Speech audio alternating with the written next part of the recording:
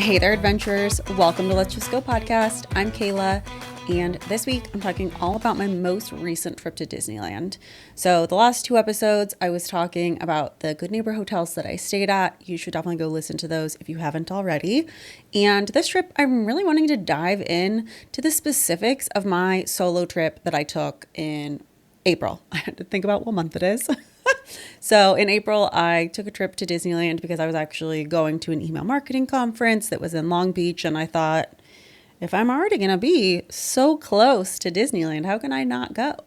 So I decided to take this trip, hang out, really just do the parks the way I wanted to do them because I was by myself for most of the trip. I did have one day where I met up with a friend and her family, but otherwise I was by myself, really just trying to vibe and enjoy all that is spring at the Disneyland Resort. So I think that when people think about spring, they're typically thinking about spring break or like Easter and those crowd levels. And while, yes, spring break is a busy time at the parks, after that, beautiful, glorious. It was not very busy. I was not waiting in very long lines. There are obviously some exceptions to that. But for the most part, the weather was beautiful. It was in the 70s most of the time I was there. It did get a little warmer, but I would just go back to my hotel or take a break and get something to eat, get myself in air conditioning for a while when it was getting hotter. So the evenings, you might want to have a sweatshirt or a cardigan or just a layer to put on over whatever you're wearing for the day. I was mostly wearing skirts, dresses, or I have some like lightweight pants, like linen pants. So that was just a top. And it really worked out nicely for me in terms of the weather. I did have my shark fan that I recently got. Do I think it's a necessary purchase? No, but it was really nice to have when I was in lines and it was getting warm. Because a lot of lines at Disneyland are outside but in shade, and that sounds great until you realize that being in a line means you're surrounded by a bunch of other people and it's very stuffy. So things are typically happening in April specifically. This year we've got Food and Wine. It just wrapped up. Fantastic time. There's really fun entertainment, lots of fun things to eat and drink that you wouldn't be able to get other times of the year. And it really it brings such an interesting atmosphere to California Adventure in a way that I think doesn't exist the rest of the year. Maybe a little bit during like the Christmas time, but I really like the booths being set up and the fun performers that are going through the area all day long. I think it's a good time. So I really like this specific time frame, especially for a first time trip, because crowds aren't super crazy. The weather isn't too hot. I mean, obviously global warming is real and it is getting hotter and hotter year after year. So keep in mind that it could be hot next year. But this year it was in the 70s most of the trip. And it's just, there's something about seeing the little ducklings and all the beautiful flowers that are blooming. Like spring is just, it's so invigorating. And there's something about that specifically at Disneyland that I love, because once it starts getting hotter, you're miserable. The crowds get bigger. You don't want to be there. It's just, it's probably one of my favorite times of year to visit. I love a Christmas or holiday Halloween visit to the parks, but that's specifically because of the atmosphere that's being created. But when it comes to weather and crowds and things like that, spring is really just peak. You can't get better than that. I will say this is a trip that I was very intentional about taking my time and not rushing from one thing to another. And like I said earlier, doing things the way that I wanted to do them. So one day I went on a single ride. That was the day that I was hanging out with my friend and her family.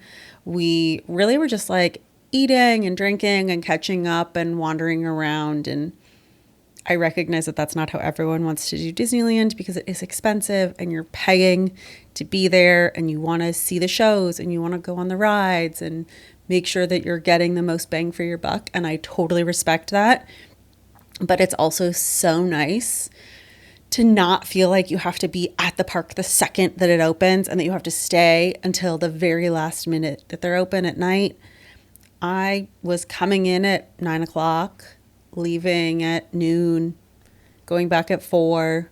Like it was a really nice pace, and it's a pace that I think so many people don't have because they're trying to make the most of the trip. And I totally understand that, like I said, but it's a much more enjoyable trip when you're not trying to maximize all of your time. So for example, being by myself, I took a book, I took a backup battery for my phone, and I went on single rider lines when I could. Sometimes those lines were longer than the regular line, and I knew that going into it, but I didn't want to wait in the regular line. So Space Mountain I rode a couple of times. Some of those times were single rider. And I did not purchase Lightning Lane at all while I was there. I wanted to sort of see where the day would take me. So I went and got in line for Big Thunder one day, and that was like 20 minutes. I worked my way through Fantasyland going on all of the dark rides. I went and waited in the queue for Mickey and Minnie's Runaway Railway because it's really cute. I tried some foods that I'd never had before. I got to ride the train so much more than I ever have before in my life. And it was so nice. I would just be like, you know what? I think I'm going to just hop on the train and see where it takes me. I will say that while I was there, the monorail was closed, so that I didn't take the monorail at all. But it was really nice to not have anyone else with me that I needed to make sure they were having the best time that they could have and make sure that we were getting the most money out of the ticket as humanly possible. I just got to really take in the park as Walt saw it, the vision that he had. And I think this is the way, if you are someone who's been to Disneyland a lot, this is the way to go. Just slow down, really take it all in. Don't rush from place to place. I mean, the day that I got closest to rope dropping, my first ride was Soarin' because it's right near the front of the park. It was like a 10-minute wait. And I knew that later in the day it was going to be a much longer wait. And I will say that if you go to California Adventure and the crowds are low and you're not prioritizing the 2 rides that have very long lines, you can get through most of that park pretty quickly.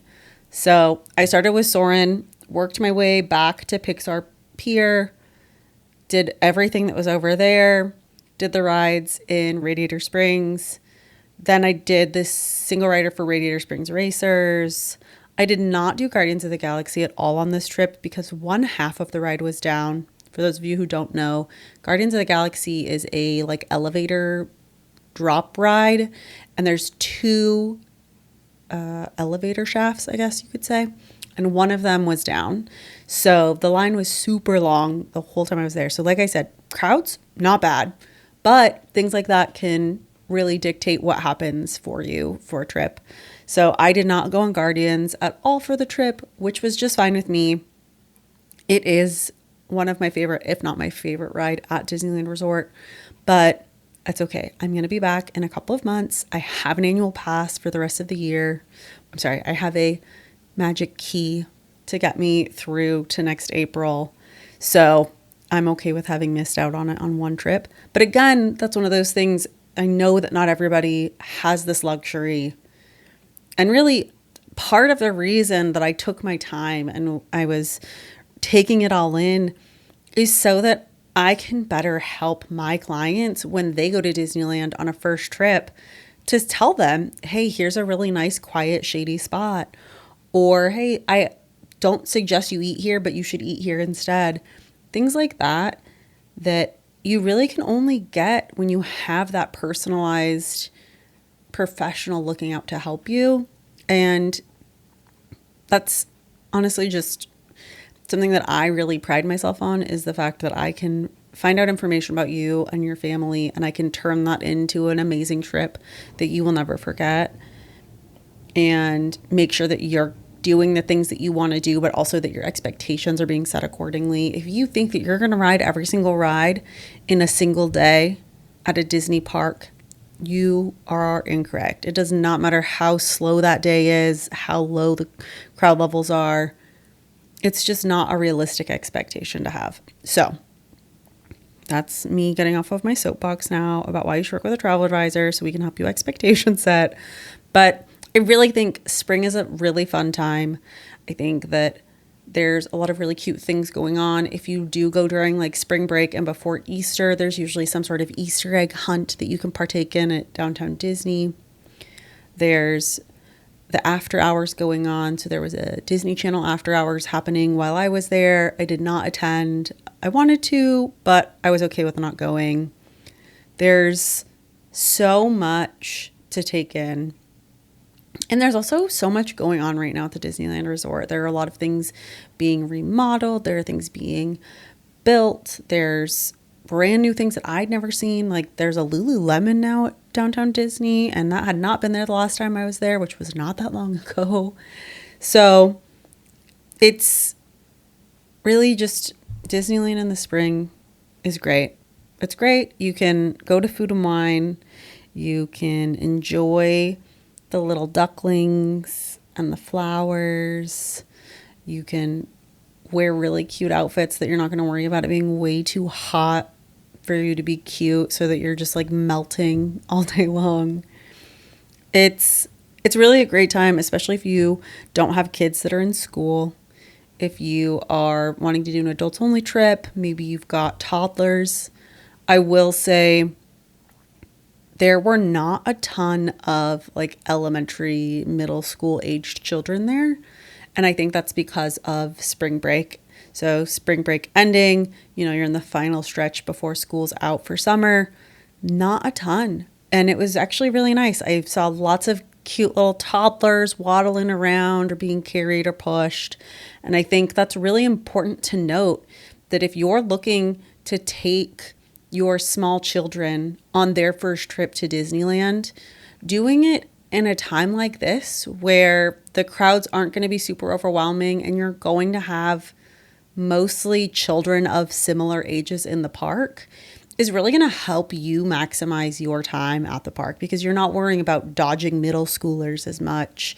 You're not having to worry about that family of 10 that is walking, taking up the entire pathway and you're just trying to get around them. That doesn't happen as often in this type of crowd levels and this time of year as it does in, let's say, the summer or December or spring break, things like that.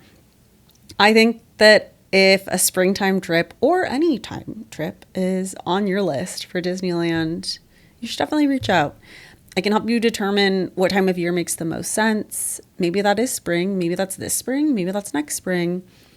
But we can talk about it, see what makes the most sense for you and your group, or maybe you want to do a solo trip. I'm happy to help you figure that out too.